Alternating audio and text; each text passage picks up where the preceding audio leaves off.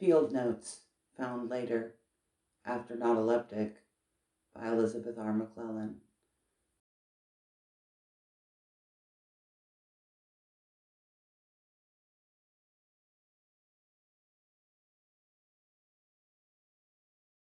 Light across the geothermal fields, rolling through the world in black and white, all teeth and sinews, listening for heat, looking for a regular gait.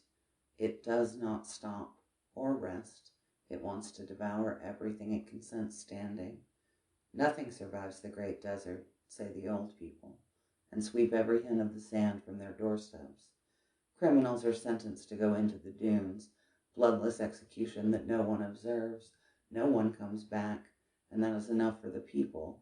But we have to prove it's not just a story. Our word is good enough, but not theirs, who live outside the desert and know it like a closest enemy.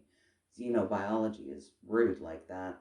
Know-it-all off-planeteers checking to see if great local monsters are myths to keep the outside out or warrant staying away. Once they realized we intended to feed the desert, they stopped talking to us.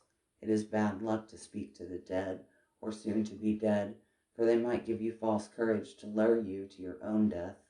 The ungulates we brought are tired of staying on ship, and the old-timer on board thinks we are wasting our time. Nothing that big can live without a food supply, you silly fools. The criminals die of exposure, not teeth. Still we ready the experiment, lower our sacrificial test subject to the ground, with recordings running, watch it sniff at the sand and begin wandering until I see the distant waves rippling, cry out before the maw of teeth comes up hard below us, the animal screaming in terror not so different from ours. The shock wave sends our craft sideways, circling drunkenly until the black and white hide disappears and we can breathe again. We got it! And everyone cheers but me. I saw its eye, useless, big as a crater, and aware. It saw my face. It knows me now, like the taste of ripe goat. A new fascination, and stone under my feet helps not at all with my dreams. My colleagues talk of funding, sponsors, new papers.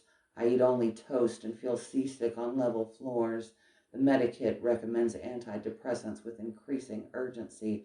I decline. I see the great unseeing eye everywhere. When I have moments without terror, I wish I had time to write about the feeding taboo. The desert calls, though, and I will ultimately give in, I know. This is the hunting mechanism. This is how the great sightless thing survives.